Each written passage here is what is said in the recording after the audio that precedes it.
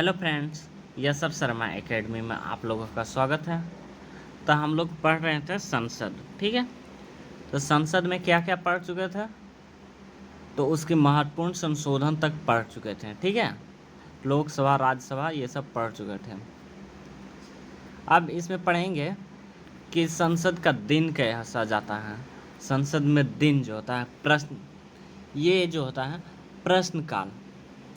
प्रश्नकाल कब से कब तक चलता है, तो 11 से 12 बजे तक, ठीक। फिर 12 से 1 बजे तक क्या होता है, शून्यकाल चलता है। फिर वहीं 1 से 2 दोपहर का भोजन होता है।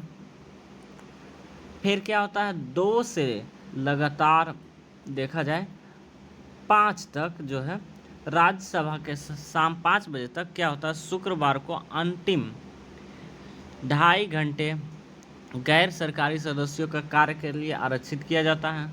और अगर कंटिन्यू दिन देखें तो विधायी कार्य आधे घंटे की चर्चा लघु अवधि के लिए किया जाता है, ठीक है। आधे घंटे पर किया जाता है। अगर प्रश्नकाल की बात करें तो प्रश्नकाल क्या होता है, तो प्रत्येक संसदीय बैठक का पहला घंटा यानी 11 से 12 बजे तक प्रक्रिया नियमों में उल्लिखित होता है। सदस्य प्रश्न पूछते हैं और मंत्री आमतौर पर उत्तर देते हैं, ठीक है। और मंत्रियों के अलावा गैर सरकारी सदस्यों में से भी प्रश्न किए जाते हैं। जो गैर सदस्य हैं उससे भी प्रश्न किए जाते हैं। प्रश्न के प्रकार कैसे होते हैं, ठीक है। तो प्रश्न के प्रकार जो हैं तारांकित होते हैं, अतारांकित होता है, अल्प सूचना वाले प्रश्न होते हैं और गैर सदस्यों के प्रश्न होते हैं। अगर देखें इसका प्रकार तो मौखिक भी पूछे जाते हैं और लिखित भी, मौखिक या लिखित, बस, ठीक है। अगर तारांकित प्रश्न की बात करें तो तारांकन में चिन्हित करके अलग पहचान, अगर दूसरा अंग अग्रिम रूप से यानी 15 दिन प्रस्तुत किए जाते हैं, 15 दिन पहले ही, ठीक है। और तीसरा कहता है 1 दिन में मौखिक उत्तर के लिए केवल 20 प्रश्न चुने जाते हैं। किसमें, तो मौखिक उत्तर में, जिसमें पूरक प्रश्न होता है हाँ, ठीक है, उसमें हाँ बोलना पड़ता है अगर सही है तो। अतारांकित प्रश्न के लिए भी अग्रिम 15 दिन के लिए प्रस्तुत किए जाते हैं। ये लिखित उत्तर होते हैं और इससे पूरक प्रश्न नहीं होते हैं, ठीक है, पूरक नहीं होते हैं। अल्प सूचना वाले प्रश्न ये 10 दिन से कम समय या का नोटिस देकर पूछे जाते हैं। अध्यक्ष के विवेक पर स्वीकृत किए जाते हैं। ये अध्यक्ष अगर बोलेगा तो ही ये प्रश्न स्वीकार होगा, वरना नहीं। ये मौखिक रूप से पूछे जाते हैं, ये पूरक हैं, ठीक है। गैर सरकारी सदस्यों के प्रश्न भी पूछे जाते हैं। शून्यकाल में क्या होता है, शून्यकाल का 12 से 1, ठीक है। वर्ष 1962 से जारी यह नवाचार भारत की देन है। प्रक्रिया नियमों में इसका उल्लेख नहीं है, ठीक है, शून्यकाल का उल्लेख नहीं है। 1962 में ये नवाचार भारत की देन है, ठीक है। यह एक अनौपचारिक साधन है। इसमें संसद बिना पूर्व सूचना के अत्यधिक महत्व मामले वाले उठा सकते हैं, जो अत्यधिक महत्व के हैं। तीसरा कहता है संसद बैठक के दिन सुबह 10 बजे से पहले अध्यक्ष के समझ नोटिस प्रस्तुत करते हैं, नोटिस आता है, ठीक है। और अगला कहता है प्रश्नकाल के तुरंत बाद यानी 12 बजे के बाद शुरू होता है ये कौन, शून्यकाल, 12 से 1। उस दिन के तय कार्यक्रम तक चलता है। उस दिन जितना कार्यक्रम तय किया गया उस तब तक चलता रहता है, ठीक है। अध्यक्ष तय करता है कि मामले को उठाने की अनुमति दी जाए या नहीं, ठीक है। शून्यकाल के बारे में प्रस्ताव की बात करें तो सदन 2 प्रस्तावों का स्वीकार या अस्वीकार करके कई मुद्दे पर अपना निर्णय या राय व्यक्त की जाती है। पीठासीन अधिकारी की सहमति से, किसकी सहमति से, पीठासीन अधिकारी, ठीक है। प्रस्ताव की अगर देखें तो 3 प्रमुख श्रेणियां हैं उनके: मूल्य या महत्वपूर्ण प्रस्ताव, या स्थानापन्न प्रस्ताव, या गौण या पूरक प्रस्ताव। मूल्य या महत्वपूर्ण प्रस्ताव किसे कहते हैं? तो ये स्वतंत्र प्रस्ताव होते हैं। इनके माध्यम से बहुत महत्वपूर्ण मामले के निपटाने का कार्य संपन्न होता है, जैसे राष्ट्रपति पर महाभियोग, ये महत्वपूर्ण प्रस्ताव है। ठीक है। स्थानापन्न प्रस्ताव, इसे मूल प्रस्ताव के स्थान पर लाया जाता है। यदि सदन इसे स्वीकार कर लेता है तो मूल प्रस्ताव स्थगित हो जाता है। ये स्थगित हो जाता है। कौन? मूल प्रस्ताव स्थगित हो जाता है। तीसरा, गौण या पूरक प्रस्ताव, इसका स्वयं का कोई अर्थ नहीं होता। मूल प्रस्ताव या सदन की कार्यवाही का उल्लेख किए बिना इसे पारित नहीं किया जा सकता है। ये 3 प्रकार के होते हैं। गौण या पूरक प्रस्ताव जो होते हैं 3 प्रकार के। कौन कौन से? तो संशोधन, स्थान लेने वाला या प्रतिस्थापित प्रस्ताव, या और तीसरा सहायक प्रस्ताव। संशोधन में क्या होता है? इसे मूल प्रस्ताव के केवल एक भाग को संशोधित या प्रतिस्थापित करने के लिए लाया जाता है। ठीक है। स्थान लेने वाला या प्रतिस्थापित प्रस्ताव क्या है? तो किसी मुद्दे पर बहस के दौरान अन्य मामलों के संबंध में और उस मुद्दे का स्थान लेने के लिए लाया जाता है। सहायक प्रस्ताव क्या है? तो इसे नियमित प्रक्रिया के रूप में विभिन्न कार्यों का निष्पादन उपयोग किया जाता है। ठीक है। अगर प्रस्ताव सभी को अगर देखें कौन कौन से प्रस्ताव हैं, तो पहला जो है कटौती प्रस्ताव। कटौती प्रस्ताव क्या होता है? तो एक सदस्य द्वारा सदन के समक्ष किसी मामले पर बहस को समाप्त करने हेतु यह प्रस्ताव लाया जाता है और प्रस्ताव स्वीकृत होने पर इस मामले को मतदान के लिए रखा जाता है। एक व्यक्ति लाएगा, फिर मतदान होगा। ठीक है। ये 4 प्रकार के कटौती प्रस्ताव होते हैं। कौन कौन से? कौन कौन से? तो साधारण कटौती, साधारण कटौती, घटक में कटौती, कंगारू में कटौती। कंगारू कटौती क्या है? केवल महत्वपूर्ण खंडों का पर बहस होता है। ठीक है।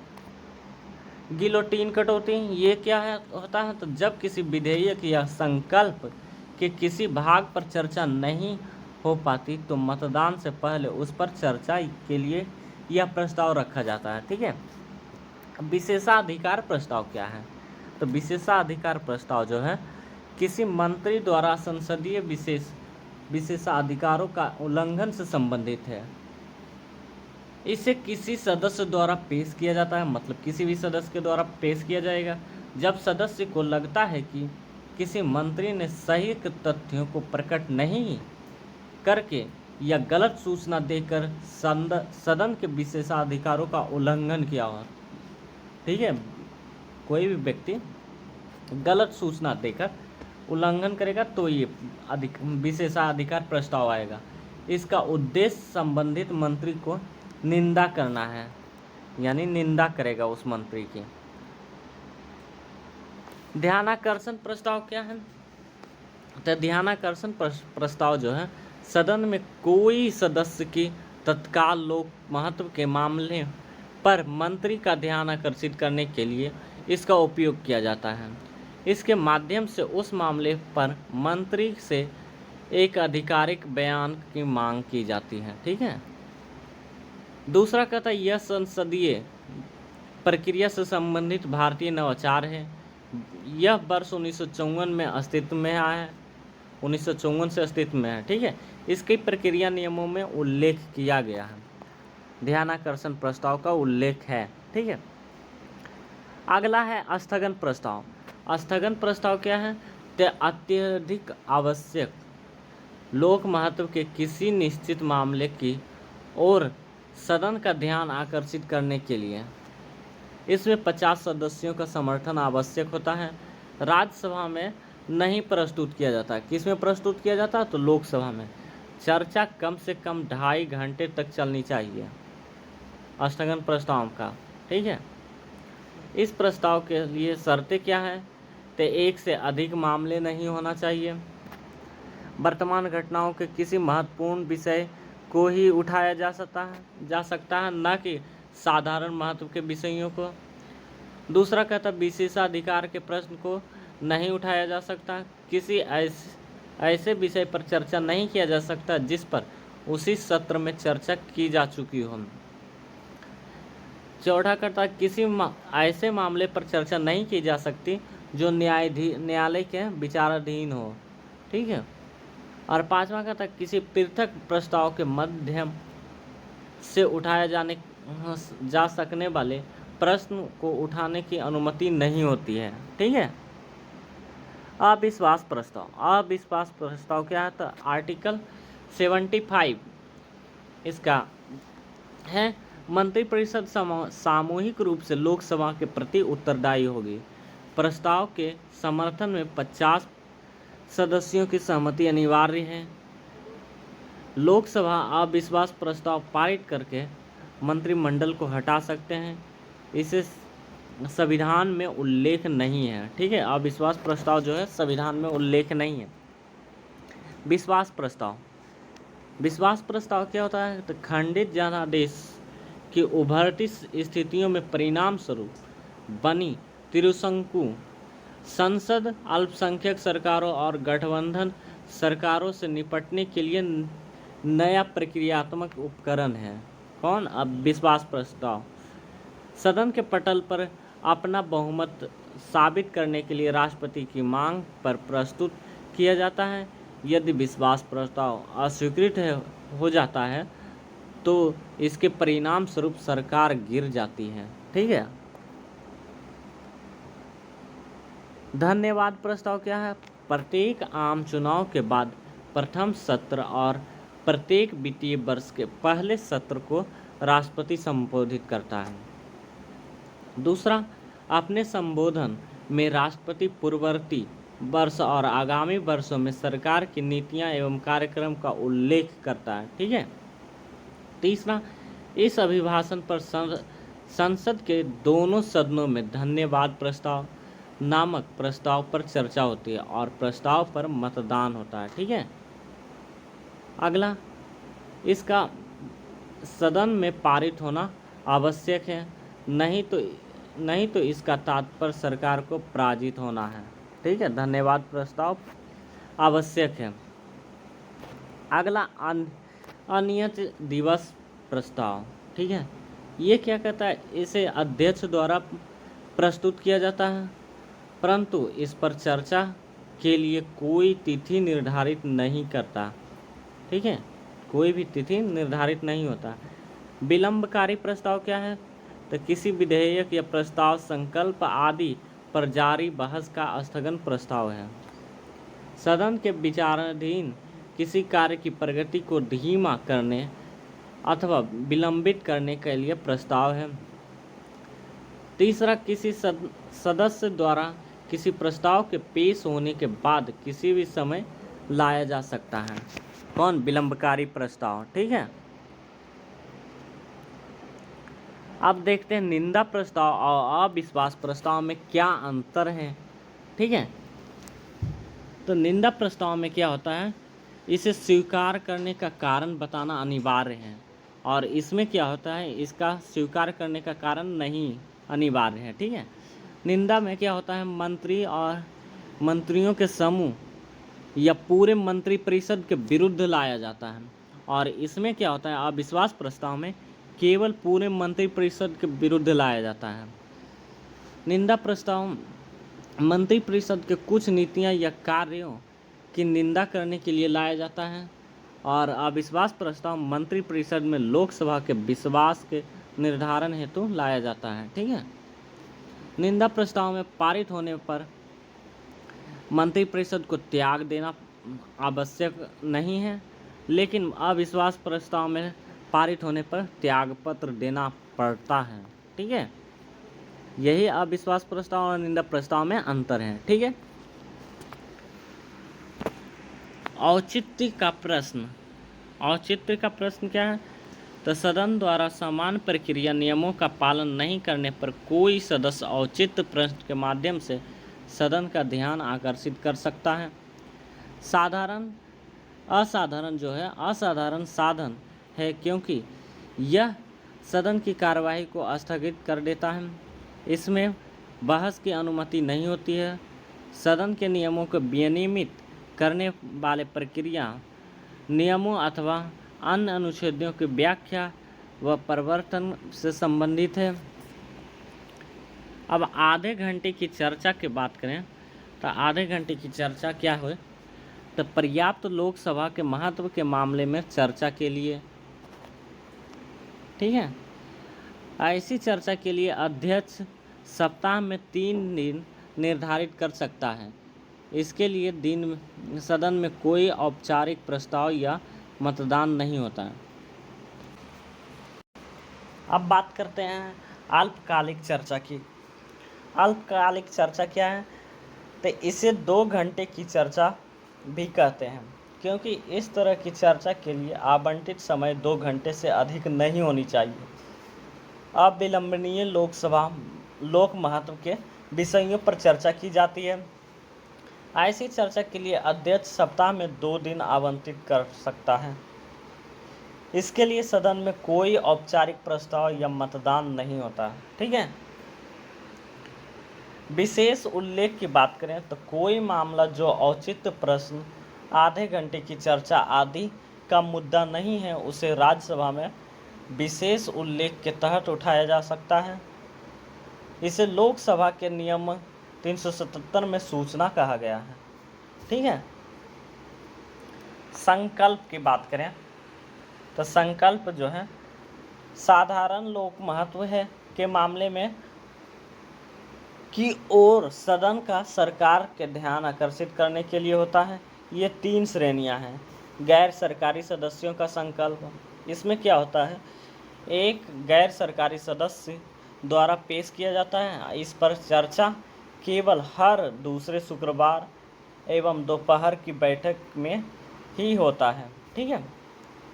दूसरा सरकारी संकल्प, इसमें क्या होता है, यह संकल्प एक मंत्री द्वारा पेश किया जाता है और सोमवार से गुरुवार तक किसी भी दिन लिया जा सकता है।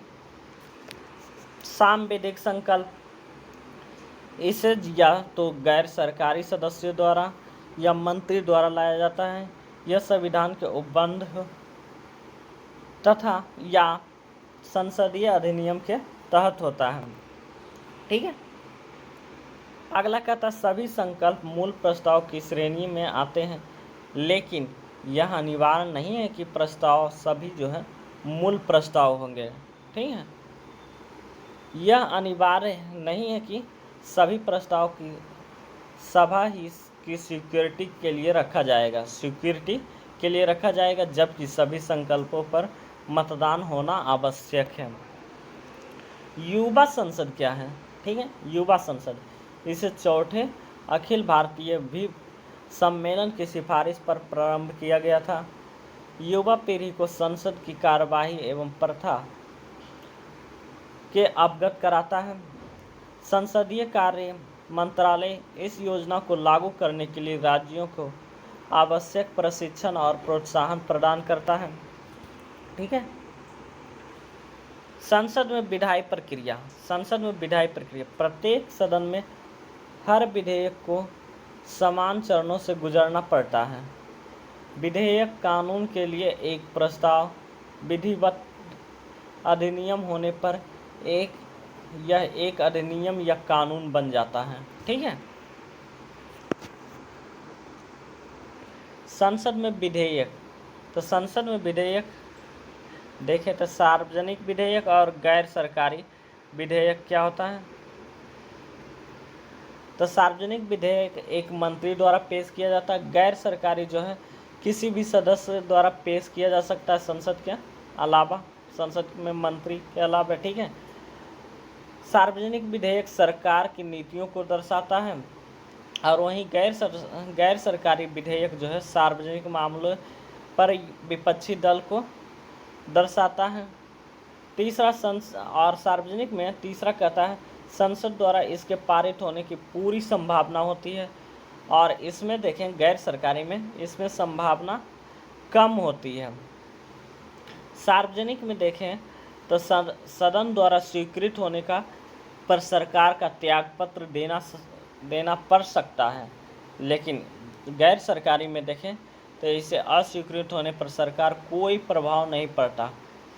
सार्वजनिक में देखें तो सदन में पेश करने के लिए 7 दिनों की नोटिस देनी चाहिए, और गैर सरकारी में इसे सदन में पेश करने के लिए 1 महीने का नोटिस देना चाहिए।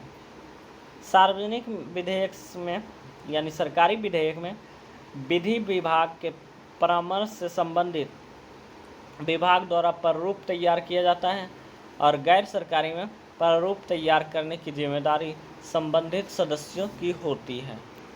ठीक है फ्रेंड्स। विधेयक की श्रेणियाँ, विधेयक कितने प्रकार के होते हैं? तो 4 प्रकार के। कौन कौन से? तो साधारण विधेयक, धन विधेयक, वित्त विधेयक और संविधान संशोधन विधेयक। साधारण विधेयक क्या होता है?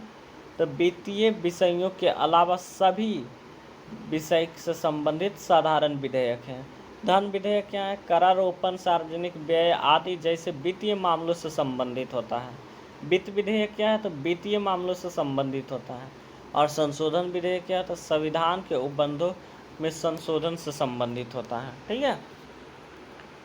ठीक है फ्रेंड्स, तो आज हम लोग यहीं पर रहने देते हैं। कल हम इसका पूरा कंप्लीट व्याख्या करेंगे।